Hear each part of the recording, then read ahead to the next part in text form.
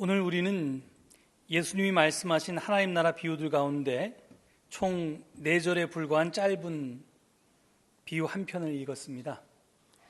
마가복음 4장에는 씨앗을 소재로 한 3편의 비유가 등장합니다. 그 중에 두 번째 것인 스스로 자라는 씨의 비유를 오늘 읽었습니다. 마가복음 4장 1절로 9절에는 씨 뿌리는 사람의 비유가 기록되어 있고요. 그리고 오늘 본문 바로 뒤에 30절부터 32절까지에는 겨자씨의 비유가 나옵니다. 마가복음에는 누가복음이나 마태복음과 달리 비유가 5개밖에 안 나오는데요. 그 중에 3개가 4장에 나옵니다. 그리고 다 씨앗과 관련되어 있습니다. 그런데 이 중에서 씨 뿌리는 사람의 비유도 우리가 무슨 내용인지 알고 있고요. 겨자씨의 비유도 그 내용이 뭔지 알고 있는데 아마 오늘 본문을 읽으실 때 이런 말씀이 성경에 있었나? 라고 생각하신 분들이 계실지도 모르겠습니다. 굉장히 좀 생소한데요. 낯설고 그 이유는 이 비유는 마태복음과 누가복음에는 없고 마가복음에만 실려 있기 때문에 그렇습니다. 우리가 마태, 마가, 누가복음을 공관복음서라고 부른다는 것을 잘 알고 있습니다. 같은 관점에서 보고 기록한 복음서라는 뜻입니다. 그런데 이 세 복음서 중에서 가장 먼저 기록된 것이 마가복음이라는 것도 알고 있습니다. 즉 마태와 누가가 각자의 복음서를 쓸 때 이미 마가복음이 존재했었다는 말입니다. 대부분의 성경학자들은 마태와 누가가 단순히 마가복음의 내용을 알고 있었던 것뿐만이 아니라 문서로 된 마가복음을 가지고 있었다고 믿습니다. 그런 주장을 하는 근거는 마태와 누가가 마가를 글자 그대로 옮긴 경우가 많기 때문에 그렇습니다. 이는 우연일 수 없고요. 누가나 마태가 기억력이 너무 좋아서일 수도 없고요. 그 마태나 마가가 자신들의 복음서를 쓸 때 마가복음을 주 재료로 해서 그것을 기본으로 해서 거기다 자기가 가지고 있는 자료를 덧붙여서 만들었기 때문에 그와 같은 결과가 나왔다라고 하는 것이 학자들의 생각입니다. 실제로 마태와 누가는 대체로 마가의 순서를 따르고 있습니다. 그리고 마가가 전하는 내용을 거의 빠짐없이 전하고 있습니다. 물론 빼거나 내용을 살짝 바꾼 부분도 없지 않지만 일부러 또는 하여튼 그게 그냥 아무 이유 없이 그렇게 한 것은 아니고요. 거기에는 다 그럴 만한 이유가 있었기 때문에 빼거나 또는 내용을 바꿨습니다. 그리고 많은 경우에 마태와 누가가 마가복음의 내용을 바꾸거나 뺐을 때 왜 그랬는지 그 이유를 설명할 수도 있습니다. 납득이 간다는 얘기죠. 물론 모든 경우가 다 그렇다는 건 아니지만요. 그런데 이런 배경을 알고 나서 오늘의 본문을 보면 좀 심각하게 보지 않을 수가 없습니다. 왜냐하면 마가복음에 나오는 이 이야기를 마태와 누가가 둘 다 공통적으로 뺐기 때문에 그렇습니다. 보통은 마가의 이야기를 마태만 빼든지 누가만 빼든지 그런데 지금 둘 다 뺐습니다. 그리고 누가는 이 비유를 완전히 아주 없애버렸고요. 마태는 지금 이 비유가 있던 자리에 밀과 가라지의 비유를 집어넣었습니다. 도대체 마태와 누가는 왜 마가의 엄연에 실려있는 이 비유를 빼버렸을까요? 여러분 그 이유가 뭔지 궁금하지 않으십니까? 이유를 굳이 따지자면 3가지로 추측할 수 있습니다. 첫 번째는 스스로 자라는 씨의 비유가 마태나 누가가 생각하기에 별로 중요하지 않다고 보았기 때문에 그냥 빼버렸을 수 있습니다. 두 번째는 이 비유가 전하는 메시지를 도저히 이해할 수가 없어서 마태나 누가가 이게 도대체 무슨 뜻이지? 알 수가 없어서 자기가 모르는 얘기를 자기의 복음서에 집어넣을 수가 없어서 뺀 경우가 있을 수 있습니다. 세 번째는 이 비유의 메시지가 너무나 엄청나서 도저히 감당할 수가 없어서 뺐을 수도 있습니다. 아마 정답은 이 셋 중에 하나일 텐데요. 아마 마지막 것은 아닐 겁니다. 왜냐하면 씨 뿌리는 사람의 비유나 겨자씨의 비유는 사실은 엄청나게 감당할 수 없는 내용을 담고 있습니다. 그게 왜 감당할 수 없는 내용인가 하는 것은 다음 주 수요일 날 성경 공부 오시면 알 수 있습니다. 하여튼 그랬습니다. 하여튼 마태와 누가는 마가복음에 있는 이 비유를 뺐습니다. 이게 씨의 파종과 추수에 관련된 이야기인데요. 파종 및 추수와 관련해서 우리가 잘 아는 성경 말씀들이 있습니다. 갈라디아서 6장 7절은 심은 대로 거둔다 이렇게 말씀합니다. 또 고린도후서 6장 6절은 적게 심은 자는 적게 거두고 많이 심은 자는 많이 거둔다 이렇게 증언합니다. 이 성경 말씀들은 우리가 무엇을 심든지 노력한 만큼 거둔다는 그런 뜻입니다. 구약 성경의 잠언에도 이와 비슷한 뜻을 가진 말씀들이 나옵니다. 10장 4절 5절을 보면요, 손이 게으른 사람은 가난하게 되고 손이 부지런한 사람은 부유하게 된다. 곡식이 익었을 때 거두어들이는 아들은 지혜가 있는 아들이지만 추수할 때 잠만 자고 있으면 부끄러운 아들이다. 또 20장 4절을 보면요, 게으른 사람은 제철에 밭을 갈지 않으니 추수할 때 거두려고 하여도 거둘 것이 없다 이렇게 증언합니다. 이 잠언의 말씀은 둘 다 심은 대로 거둔다나 또는 적게 심은 자는 적게 거두고 많이 심은 자는 많이 거둔다는 신약의 말씀과 매우 비슷한 내용입니다. 이 말씀들은 보편적인 진리를 담고 있습니다. 물론 열심히 심고 가꾸었지만 가뭄이 든다거나 홍수가 나서 제대로 거두어들이지 못하는 경우가 발생할 수도 있습니다. 그렇지만 봄철에 밭갈이를 하지 않은 게으름뱅이가 가을에 수확하는 경우는 절대로 있을 수가 없습니다. 풍성하게 수확을 했다면 누군가가 땀을 흘렸기 때문입니다. 물론 심은 대로 거둔다는 말은 물론 심기만 하고 가만히 내보내둬도 저절로 열매를 맺는다는 뜻은 아닙니다. 누군가가 물도 주고 잡초도 뽑고 또 정성껏 가꿔야 열매가 맺히는 법입니다. 하여튼 씨앗을 심었다고 해서 저절로 자라지는 않는다는 말씀입니다. 이건 역시 만고불변의 진리입니다. 그러니까 우리가 노력한 만큼 그 결실을 얻는다라는 것과 그 다음에 하여간 어떠한 결실이 있었다면 뭔가 거기에 투자한 노력한 사람이 있었다라고 하는 것이 만고불변의 진리라는 거죠. 그런데 성경에는 이와 같은 만고불변의 진리와 상식을 거스르는 것처럼 보이는 말씀들도 등장합니다. 성경에 나오는 하나님의 법 가운데 인간의 상식과 맞지 않은 법들도 없지 않습니다. 인간이 구체적인 삶의 현장에서 경험을 통해서 몸으로 체득한 진리를 거스르기 때문에 우리는 그런 법들을 볼 때 좀 당하게 되는데요. 그 중에 하나가 레위기 25장 1절 이하에 나오는 안식년에 관한 규정입니다. 이게 조금 길지만 제가 인용을 해보겠습니다. 여러분 한번 귀를 쫑긋하시고 들어보시기 바랍니다. 주님께서 시내산에서 모세에게 말씀하셨다. 너는 이스라엘 자손에게 말하여라. 그들에게 다음과 같이 일러라. 내가 너희에게 주기로 한 그 땅으로 너희가 들어가면 나 주가 쉴 때에 땅도 쉬게 하여야 한다. 6해 동안은 너희가 너희 밭에 씨를 뿌려라. 6해 동안은 너희가 포도원을 가꾸고 그 소출을 거두어라. 그러나 7째 해에는 나 주가 심으로 땅도 반드시 쉬게 하여야 한다.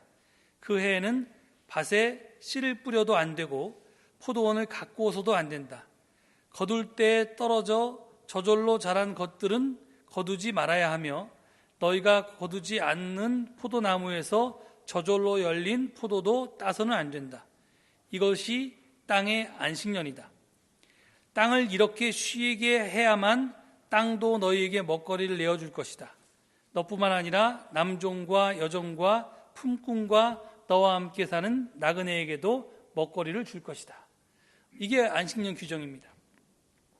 일반적으로 법이라고 하는 것은요, 인간의 경험의 산물이고 필요의 산물입니다.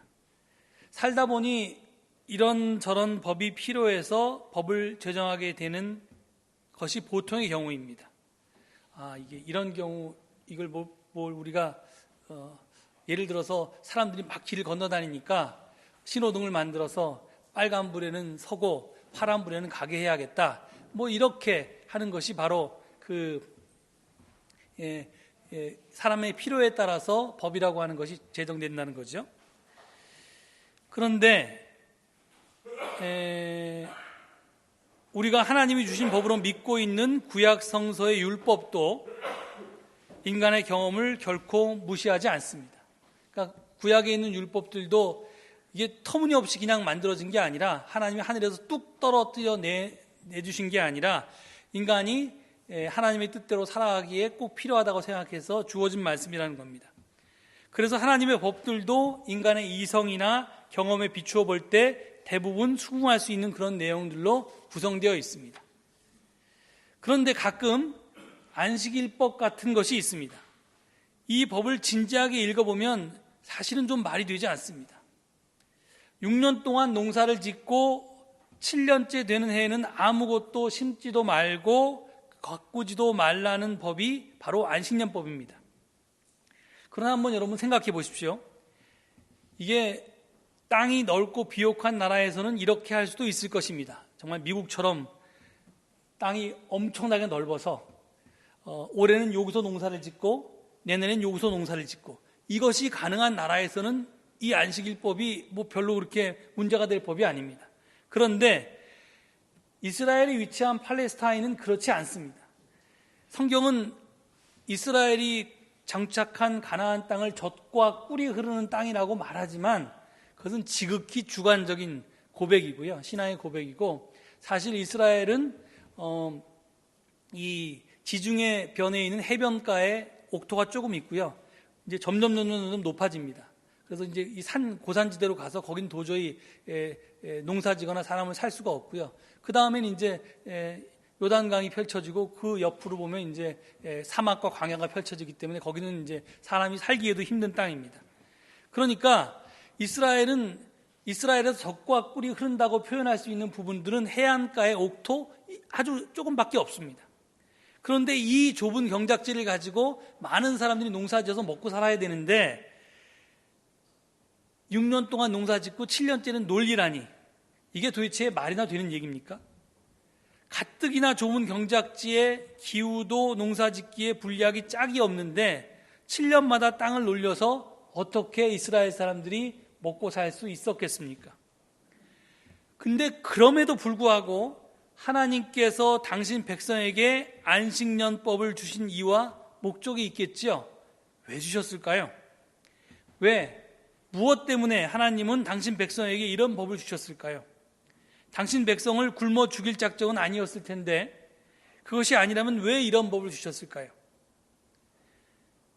저는 하나님이 당신 백성에게 진정 원하셨던 것이 무엇인지를 생각해 보았습니다. 하나님이 이스라엘을 당신 백성으로 삼으셔서 그들에게 원하셨던 것은 무엇일까요? 살찐 짐승을 잡아서 제사를 잘 드리는 것이었을까요? 아름다운 가락으로 당신의 이름을 찬양하는 것이었을까요? 아니면 목청껏 하나님께서 이루신 놀라운 행적을 세상에 전하라고 하는 것일까요? 물론 그런 것들도 하나님의 뜻일 수 있습니다. 하지만 하나님은 이런 것들보다 더 근본적인 것을 원하셨다고 저는 생각합니다. 그것이 무엇일까? 저는 하나님이 당신 백성에게 원하셨던 것은 당신에 대한 전적인 신뢰, 즉 믿음이었다고 생각합니다.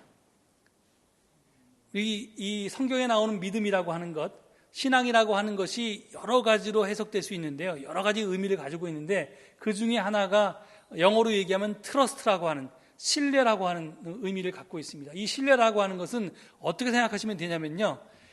망망대해에 여러분이 빠졌다고 생각해 보십시오. 이때 그냥 바다를 믿고 힘을 빼고 탁 누우면요. 우리 몸이 부력에 의해서 뜹니다. 이게 트러스트입니다. 내가 뭘 하려고 허우부적거리면 점점 몸이 바다 깊숙이 빠지는데 그렇지 않고 아무것도 안 하고 물을 믿고 부력을 믿고 그냥 가만히 힘을 빼고 누워있으면 그냥 떠 있는 게 이게 바로 이 신뢰 같은 건데 트러스트라는 개념인데요. 이런 것이 바로 전적인 신뢰입니다. 지금 이스라엘에게 원하셨던 여러 가지 믿음 중에서 지금 이 안식년법에 해당되는 것은 이런 신뢰입니다. 신뢰라고 하는 것은 특히 전적인 신뢰라고 하는 것은 신뢰할 만한 조건이 갖춰져 있지 않을 때도 믿는 것입니다. 곧 극한 삶의 조건에서 하는 신뢰, 그것이 바로 전적인 신뢰입니다. 내가 무엇 때문에 하는 신뢰가 아니라 무엇임에도 불구하고, 그럼에도 불구하고 하는 신뢰가 바로 전적인 신뢰, 하나님께서 당신 백성에게 원하시는 신뢰라는 말씀입니다. 안식년법은 바로 그런 극한 상황을 만들어내는 법이라고 할 수 있습니다. 1년도 쉬지 않고 경작을 해도 빠듯한 조건임에도 불구하고 7년째 되는 해는 안식년이므로 땅을 놀리라는 법은 인간의 삶이 근본적으로 무엇에 의존하고 있는지를 우리에게 묻도록 만듭니다.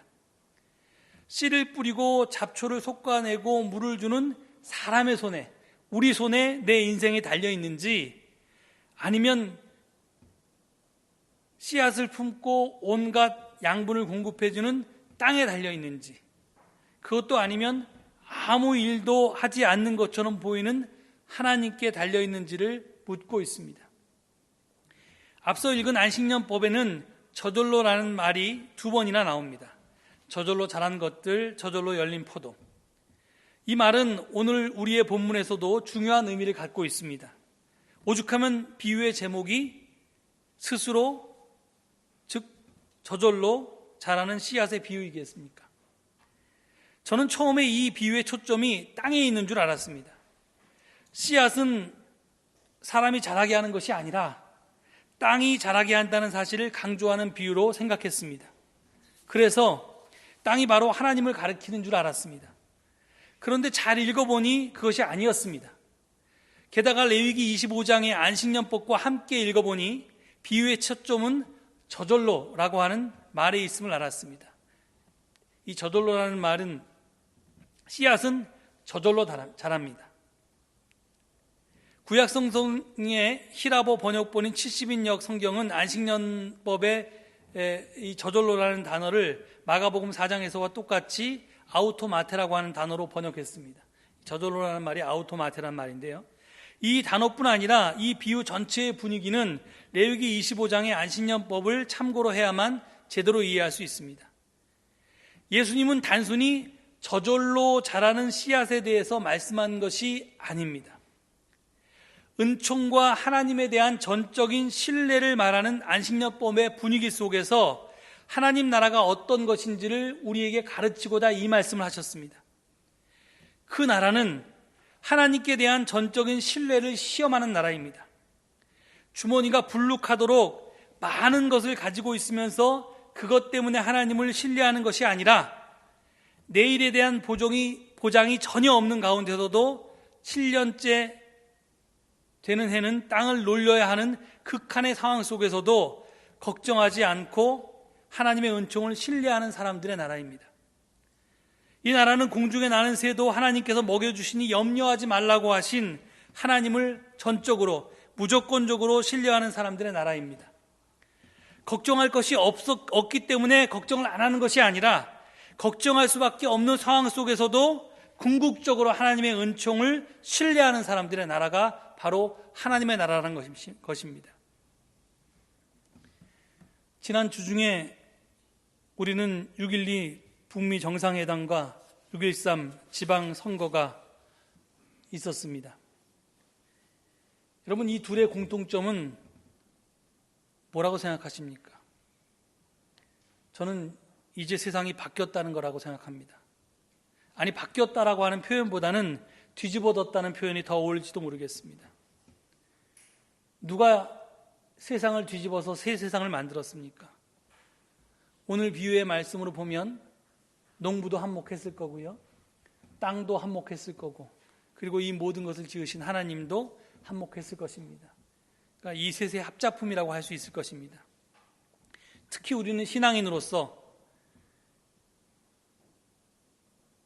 역사의 주인 되시는 하나님의 놀라운 역사하심에 주목해야 할 것입니다. 그런데 여기서 또 하나 우리가 잊지 말아야 할 것은 바로 농부들의 모습이기도 합니다.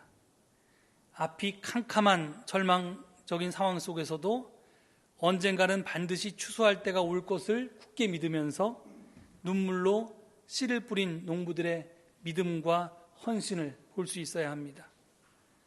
하나님에 대한 전적인 신뢰, 새하늘과 새 땅에 대한 굳센 믿음, 그날에 대한 결코 포기할 수 없는 희망이 저들로 하여금 씨를 뿌리게 했으며 최선을 다하게 했으며 또한 인내도 기다릴 수 있게 했습니다. 저는 지금 우리 민족에게, 우리나라에게 추수의 때가 가까워왔다고 믿습니다. 하지만 우리의 전망이 또 틀어져서 혹시나 이 추수의 때가 더 멀어질지도 모르겠습니다. 하지만 만약에 그렇게 된다고 해도 우리는 또 씨를 뿌릴 것이고 또 열심히 가꿀 것이고 또 인내하며 기다릴 수 있습니다. 왜냐하면 그날은 온다고 우리는 믿기 때문입니다. 우리는 살면서 원치 않은 극한 상황을 만나게 마련입니다. 과연 그 고비를 넘길 수 있을까 확신할 수 없는 극한 상황에 처할 때도 있습니다. 우리 역사가 바로 그랬습니다. 그랬지만 바로 그런 때가 하나님에 대한 전적인 신뢰 여부가 시험대에 오르는 순간이라고 저는 생각합니다. 정말 우리는 하나님을 믿는 사람인지 아닌지를 시험해 볼 수 있는 때가 바로 그런 때입니다. 한 무신론자가 벼랑에 떨어졌답니다. 그런데 발을 헛디뎌서 벼랑으로 떨어졌는데 천만다행으로 그 밑으로 굴러 떨어지다가 손을 뻗었는데 한 작은 나뭇가지를 붙잡을 수 있었습니다.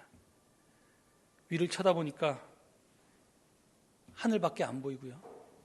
까마득하고요. 아래로는 천길 난떨어지가 펼쳐져 있었습니다. 그 벼랑에서 바위 사이에 매달려서 그 나무를 하나 잡고 있는데 이 나뭇가지가 자기 몸무게 때문에 오래 가지 않을 것이 분명했습니다. 그래서 굉장히 절망적인 상황이었습니다. 이 무신론자가 갑자기 펀뜩 하나님을 좀 찾아보자 하는 생각을 했습니다.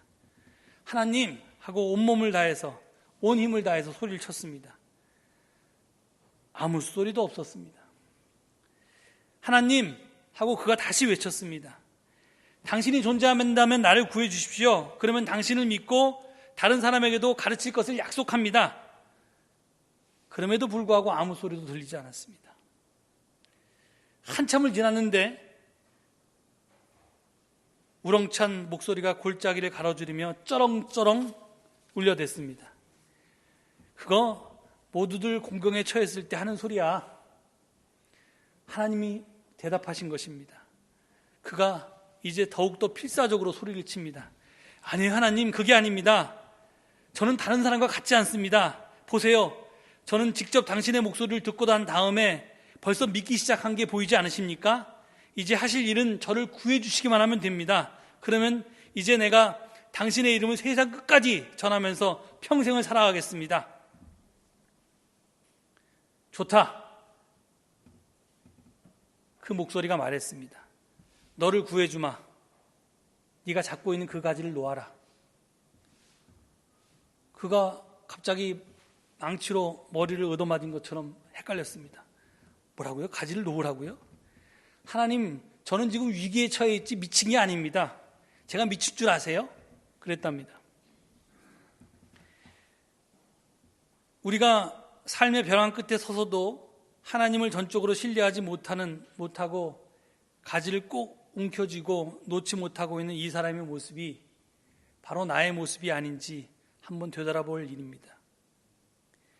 이 이야기와 비교되는 다른 이야기가 있습니다.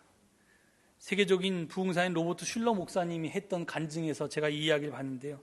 제가 이 목사님을 별로 좋아하지는 않지만 그래도 그 이야기는 저에게 굉장히 인상적이었습니다. 꿈이었다. 그곳은 바다였다.